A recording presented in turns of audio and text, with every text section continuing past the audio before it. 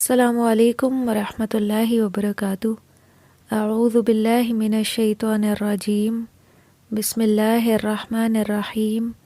رب اشرح لی صدری ویسر لی امری واحلل عقدۃ من لسانی یفقہوا قولی رب زدنی علما اللہم فقہنا فی الدین۔ شہادت۔ آپ سب کے ویسے تو علم میں ہوگا کہ شہادت سے کیا مراد ہے، لیکن اس کی پراپر ڈیفینیشن یہ ہے، اس کو آپ اپنے پاس لکھ لیجئے کہ میدان جنگ میں جو مسلمان جان و مال سے صرف اللہ کی خاطر لڑتا ہے اور کفر و شرک کو مٹانے اور اللہ کی وحدانیت کا بول بولا کرنے کے لیے قتل کرتا ہے، اس مارکے کو کیا کہتے ہیں؟ اگر وہ اس میں شہید ہو جائے، شہادت کا رتبہ پالے، تو یہ شہادت ہے۔ اس میں دیکھیے کہ میدان جنگ میں اپنے جان و مال سے صرف اللہ کے دین کی سربلندی کی خاطر لڑنا، اور نیت کیا ہو؟ کفر و شرک کا خاتمہ اور اللہ کی وحدانیت کا بول بولا کرنا۔ تو اس راستے میں اگر کوئی مسلمان لڑتے ہوئے مارا جائے تو وہ اللہ کے ہاں پھر شہادت کا رتبہ پا لیتا ہے، اس کا مقام اور مرتبہ بہت بلند ہوتا ہے۔ قرآن میں بھی شہادت کی فضیلت بیان کی گئی ہے کہ شہید اللہ تعالیٰ کے ہاں جو خاص تقرب اور امتیازی درجہ پاتے ہیں تو انہیں پہلا اعزاز کیا حاصل ہوتا ہے کہ موت کی بجائے ایک نئی زندگی عطا کر دی جاتی ہے جو ہماری زندگی سے مختلف ہے، اور وہ وہاں رزق بھی دیے جاتے ہیں۔ وَلَا تَحْسَبَنَّ الَّذِينَ قُتِلُوا فِي سَبِيلِ اللَّهِ أَمْوَاتًا بل احیاء عند ربهم یرزقون فرحین بما آتاہم اللہ من فضلہ۔ یہ سورہ آل عمران کی آیت تھی۔ اور جو لوگ اللہ کی راہ میں قتل کیے گئے انہیں مردہ مت سمجھو، بلکہ وہ تو زندہ ہیں اور اپنے رب کے پاس سے رزق دیے جاتے ہیں، اور وہ اللہ کے دیے ہوئے فضل پر خوش ہیں۔ وَلَا تَقُولُوا لِمَن يُقْتَلُ فِي سَبِيلِ اللَّهِ أَمْوَاتٌ بل احیاء ولکن لا تشعرون۔ اور اللہ کی راہ میں قتل ہونے والوں کو مردہ نہ کہو، بلکہ وہ تو زندہ ہیں، لیکن تم ان کی زندگی کا شعور نہیں رکھتے۔ یہ اللہ کے ہاں اتنا فضیلت والا عمل ہے کہ جیسے ہی کوئی شہید اللہ کے راستے میں اپنی جان دیتا ہے تو وہ موت کی بجائے ایک نئی زندگی میں چلا جاتا ہے جہاں وہ رزق بھی دیا جاتا ہے اور وہاں وہ زندہ رہتے ہیں۔ یہ ہمیں اس آیت سے پتہ چل رہا ہے، اور اللہ تعالیٰ نے اس بات کو پسند نہیں فرمایا کہ جو اللہ کے راستے میں قتل کیے جائیں کہ تم انہیں مردہ سمجھو، بلکہ وہ مردہ نہیں ہیں، وہ اللہ کے فضل پہ خوش ہیں، لیکن ہم ان کی زندگی کا شعور نہیں رکھتے کہ وہ زندگی کیسی ہے، اس کی کیا نوعیت ہے، بس اللہ کے علم میں ہے۔ اور اس آیت سے جو یہ بات ہمیں پتہ چل رہی ہے تو ہمارا اس پہ پھر کامل یقین ہونا چاہیے کہ وہ اللہ کے ہاں زندہ ہیں، رزق دیے جاتے ہیں، اللہ کے اس فضل اور احسان پہ خوش ہیں۔ ہمارے لیے بس یہی جاننا کافی ہے۔ کئی احادیث میں بھی شہادت کی فضیلت بیان کی گئی ہے اور کئی فضائل ذکر ہیں۔ جیسے ایک حدیث سے پتہ چلتا ہے کہ شہید کا پہلا قطرہ خون کا زمین پہ گرتے ہی اس کو بخش دیا جاتا ہے، اس کی بخشش ہو جائے گی، اور وہ جنت میں اپنا ٹھکانہ دیکھ لے گا اور عذاب قبر سے محفوظ کر دیا جائے گا، قیامت کی گھبراہٹ سے محفوظ رکھا جائے گا، اور ایمان سے آراستہ ہوگا، اور 70 قریبی رشتہ داروں کے حق میں اس کی شفاعت باذن اللہ قبول ہوگی۔ لیکن یہ وہ ہوں گے جو کبیرہ گناہ کے مرتکب نہیں ہوں گے۔ اور سنن ابن ماجہ کی ایک روایت سے پتہ چلتا ہے کہ خوبصورت آنکھوں والی حوروں سے نکاح ہوگا۔ تو کتنا بلند مقام ہے شہادت کا۔ وہ لوگ جو اللہ کے راستے میں دین کی سربلندی میں اپنا مال اور جان صرف کرتے ہوئے جام شہادت نوش کریں، ان کے لیے اس بلند مقام کی کیا وجہ ہے؟ اس میں سب سے پہلی وجہ تو یہ ہے کہ ایک بندہ مومن جب آخرت کی زندگی کو دنیا پر ترجیح دیتا ہے تو پھر وہ کسی چیز کی پرواہ نہیں کرتا، اپنے مال کی، آرام کی، حتیٰ کہ اپنے جان کی بھی پرواہ نہیں کرتا، اور اس کو بھی اللہ کے راستے میں لگانے سے دریغ نہیں کرتا۔ اس کی نظر میں جو اللہ کے وعدے ہیں، انعامات ہیں، اور آخرت کی زندگی پہ جو اجر و ثواب ہے کہ جو لوگ دنیا کی زندگی اس طرح گزار کے جائیں جیسی مطلوب ہے، جیسی اللہ کو پسند ہے، تو ان کی نظر میں یہی نقطہ نظر ہوتا ہے۔ وَلَئِن قُتِلْتُمْ فِي سَبِيلِ اللَّهِ أَوْ مُتْتُمْ لَمَغْفِرَةٌ مِّنَ اللَّهِ وَرَحْمَةٌ خَيْرٌ مِّمَّا يَجْمَعُونَ۔ اللہ تعالیٰ کیا فرما رہے ہیں کہ اگر تم اللہ کے راستے میں قتل کیے جاؤ تو جو مال لوگ جمع کرتے ہیں اس سے اللہ کی بخشش اور رحمت کہیں بہتر ہے۔ یعنی کہ دنیا کی زندگی میں باقی تمام لوگ جو مال کی دوڑ میں لگے ہوئے ہیں، مال جمع کرنے کی، کہ مال جمع کرتے ہوئے ایک دوسرے سے آگے نکل جائیں، تو اس کے مقابلے میں شہید ہو جانا اور اللہ کی بے پناہ رحمت اور بخشش میں آ جانا، یہ اس سے کہیں بہتر ہے۔ تو کفار اور منافقین چونکہ دنیاوی زندگی کے حریص تھے اور ان کی ساری دوڑ دھوپ بس صرف دنیاوی فوائد کے لیے ہی تھی کہ ہم دنیا کی زندگی کا ساز و سامان اکٹھا کر لیں، اور اسی لیے ان کی سب سے بڑی خواہش کیا ہوتی تھی کہ ان کی عمریں بہت لمبی ہوں اور وہ دنیا میں رہ کر خوب مزے کریں۔ تو اس لیے اللہ کی راہ میں شہید ہونے والے کے بارے میں ان کا نقطہ نظر کیا تھا کہ وہ مسلمانوں کو کمتر اور حقیر سمجھتے تھے۔ تو اسی لیے عین ممکن تھا کہ اس وقت میں مسلمانوں کے دلوں میں جہاد کے معاملے میں کم ہمتی پیدا ہو جائے، اور شیطان ان کے دل میں ایسے شکوک و شبہات اور وسوسے پیدا کرے کہ وہ جہاد جیسے مرتبے سے پیچھے رہ جائیں۔ تو اسی لیے اللہ سبحانہ و تعالیٰ نے اس آیت میں ایمان والوں کو جہاد کی ترغیب فرمائی، اور اللہ کی راہ میں ان کو جو تکلیفیں برداشت کرنا پڑیں ان کے بارے میں ان کو تسلی دی گئی کہ اگر تم میں سے کوئی اللہ کی راہ میں جہاد کرتے ہوئے مارا جائے یا کسی اور دینی کام میں اس کو موت آئے تو غم کرنے کی بالکل بھی کوئی ضرورت نہیں ہے۔ وہ کہاں ہے اب؟ اللہ کی رحمت اور مغفرت میں، اور اللہ کی رحمت اور مغفرت دنیاوی فائدوں سے کہیں بہتر ہے جن کو حاصل کرنے کے لیے یہ کفار اور منافقین دن رات مصروف ہیں۔ لیکن صحابہ کرام پر منافقین اور کفار کے کسی پروپیگنڈے کا اور کسی بات کا کوئی اثر نہیں ہوتا تھا، کیونکہ انہیں صرف اللہ کی رضامندی مطلوب تھی، دین کا فائدہ وہ چاہتے تھے، اور انہیں جہاد کا اور شہادت کا بہت زیادہ شوق تھا، اور اس کے لیے وہ جلدی بھی کرتے تھے۔ جیسے جابر بن عبداللہ رضی اللہ عنہ کہتے ہیں کہ ایک شخص جنگ احد کے دن حاضر ہوا اور نبی صلی اللہ علیہ وسلم سے عرض کی کہ فرمائیے اگر میں مارا جاؤں تو مارے جانے کے بعد کہاں جاؤں گا؟ آپ صلی اللہ علیہ وسلم نے فرمایا کہ جنت میں۔ تو اس شخص نے یہ سن کر جو کھجوریں اس نے ہاتھ میں پکڑ رکھی تھیں جو وہ کھا رہا تھا ان کو اپنے ہاتھ سے پھینک دیا، پھر لڑتا رہا یہاں تک کہ مارا گیا اور شہید ہو گیا۔ یہ بخاری کی روایت ہے۔ صحابہ کرام کو اتنا زیادہ شوق ہوتا تھا کہ انہیں شہادت کا درجہ ملے۔ اسی طرح جو شہید ہو جاتا ہے تو اس کے بعد اس کو دوبارہ بھی تمنا ہوتی ہے کہ وہ دوبارہ دنیا میں آئے اور اسی مرحلے سے گزرے۔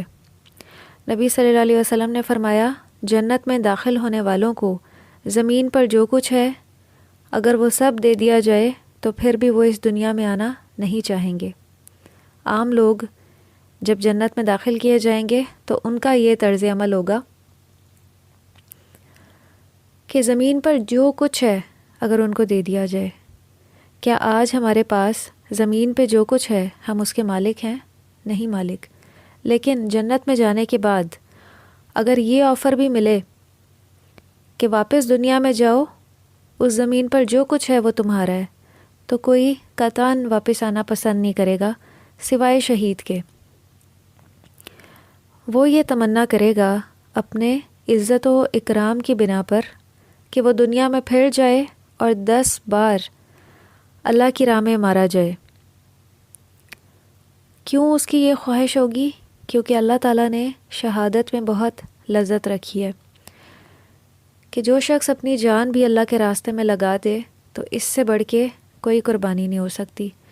تو اللہ کو یہ عمل بہت پسند ہے، اسی لیے اس کا مقام اور مرتبہ بھی اللہ نے بہت بلند رکھا ہے، اور اس میں ایک لذت بھی رکھی ہے، لذت شہادت۔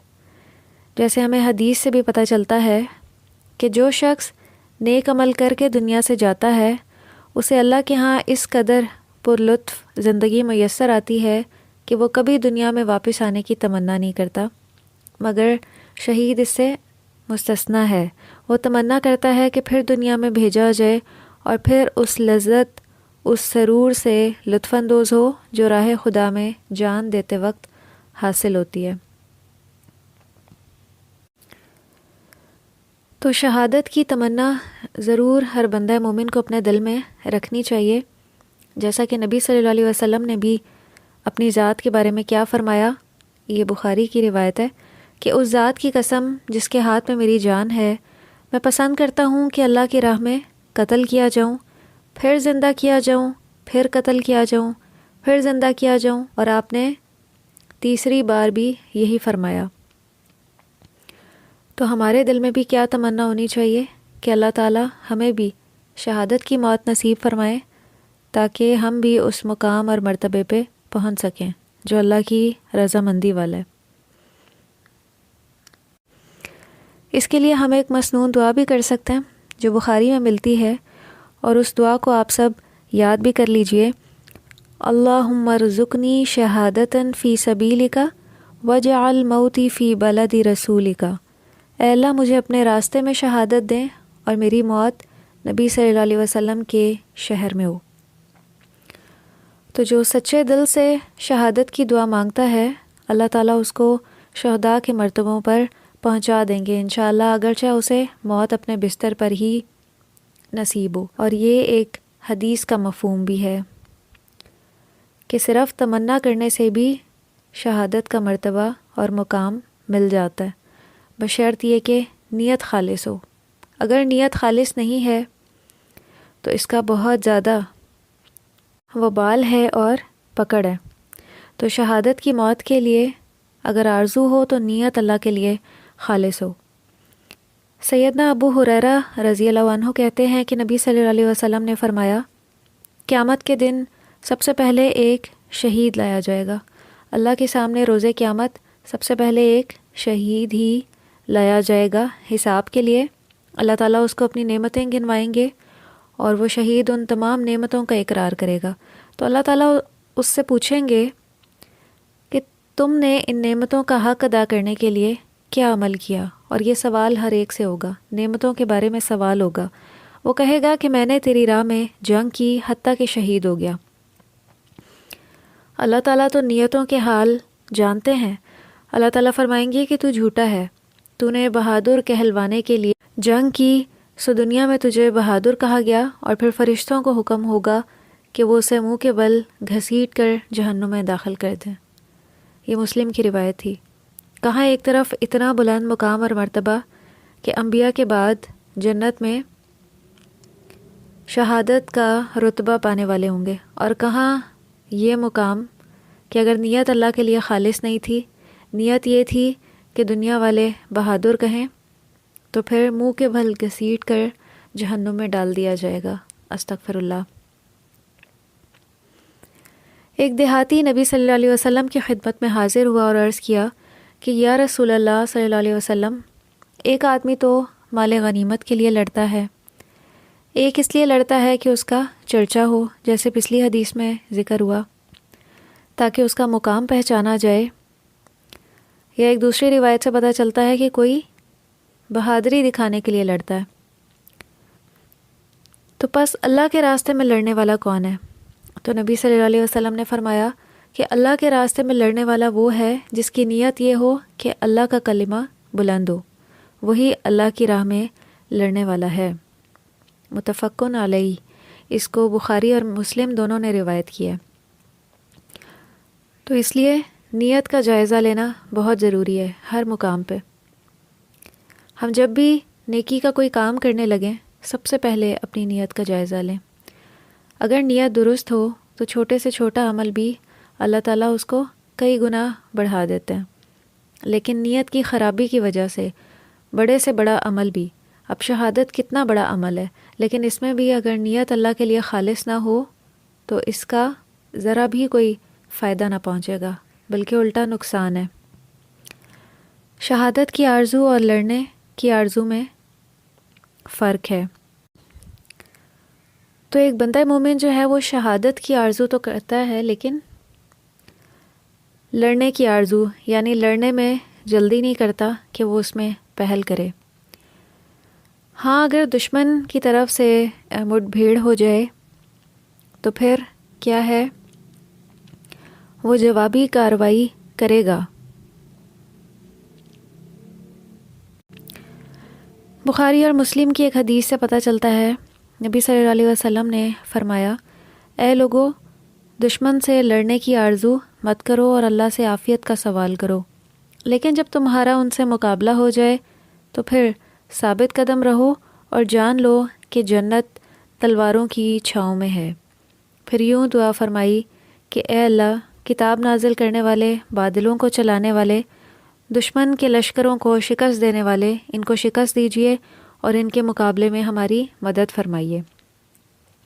یہ دعا ہے جو میدان جنگ میں کرنی چاہیے۔ لیکن عام حالات میں اگر کسی کو برے حالات کا یا دشمن کے شر کا ڈر ہو تو وہ کیا دعا کرے گا؟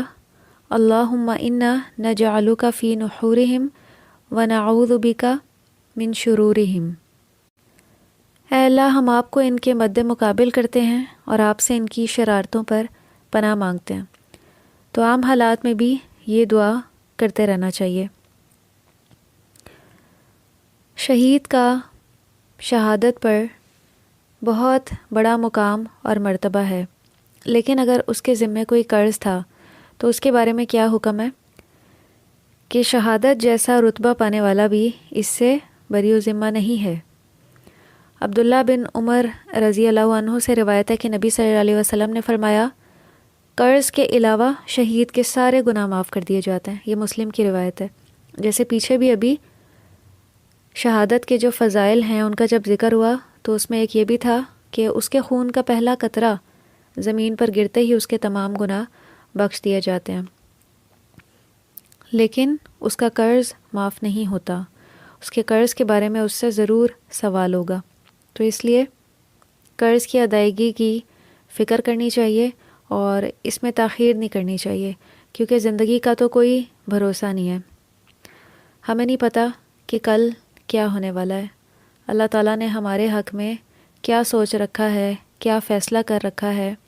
تو اس لیے جتنے بھی اہم امور ہیں ان کی ادائیگی میں تاخیر نہیں کرنی چاہیے، اپنے جو فرائض ہیں، اور انہی میں سے ایک قرض بھی ہے۔ پھر اللہ کی راہ میں شہید ہونے والے کو غسل نہیں دیا جائے گا۔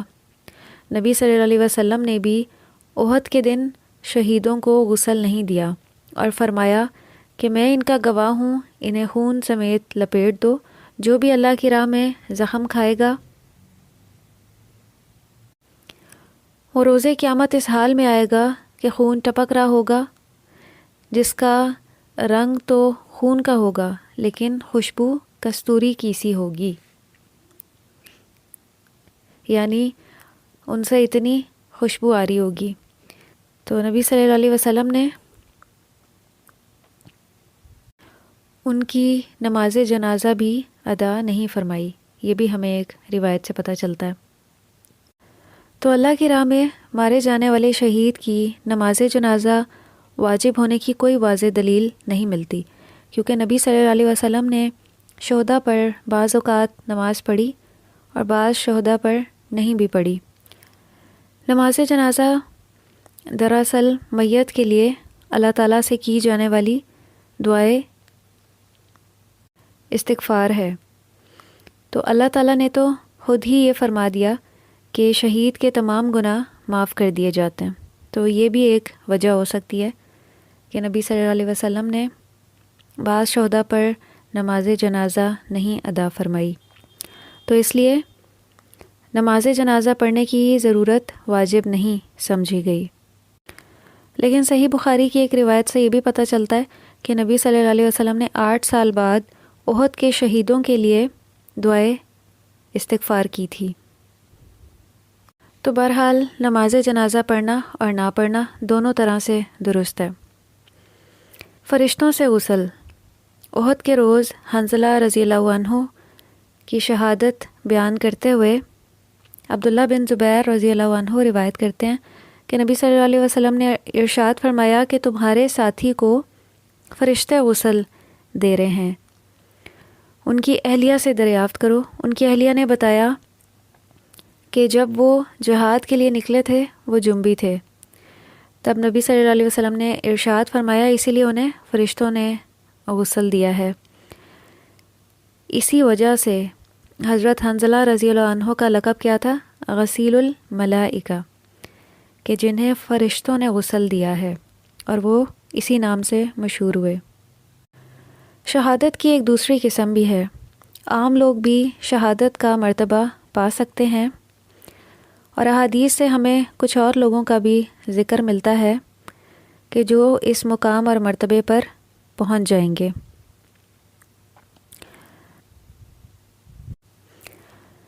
ایک صحیح حدیث سے پتہ چلتا ہے کہ نبی صلی اللہ علیہ وسلم نے فرمایا، فی سبیل اللہ قتل ہونے والے کے علاوہ شہید 7 قسم کے ہیں۔ اس میں سب سے پہلا طاعون سے مرنے والا، غرق ہونے والا، پہلو یعنی پیٹ کے درد سے مرنے والا، پیٹ کی بیماری سے مرنے والا، جل کر مرنے والا، ملبے کے نیچے دب کر مرنے والا، اور وہ عورت جو بچے کی زچگی کی وجہ سے مر جائے۔ یہ سب کے سب کیا ہیں؟ شہید ہیں، اور ان کا مقام اور مرتبہ بھی وہی ہوگا جو شہید کا ہوتا ہے۔ یہ ابو داؤد کی روایت تھی۔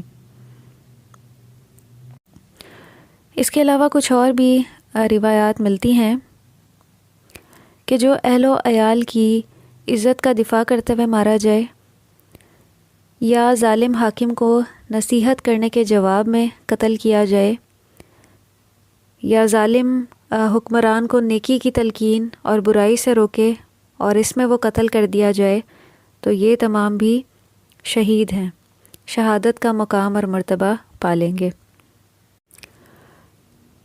تو ہمارا معاملہ کیا ہونا چاہیے؟ جیسے پیچھے بھی بات ہوئی کہ ایک عام بندہ مومن کو بھی شہادت کی موت کی آرزو کرنی چاہیے، اور اس کے لیے دعا بھی کرتے رہنا چاہیے، اور وہ دعا آپ یاد بھی کر لیں۔ اللہ تعالیٰ ہمیں بھی یہ مقام اور مرتبہ عطا فرمائے۔ وآخر دعوانا ان الحمد للہ رب العالمین، سبحانک اللہم و بحمدک، نشہد ان لا الہ الا انت، نستغفرک و نتوب الیک۔ والسلام علیکم ورحمۃ اللہ وبرکاتہ۔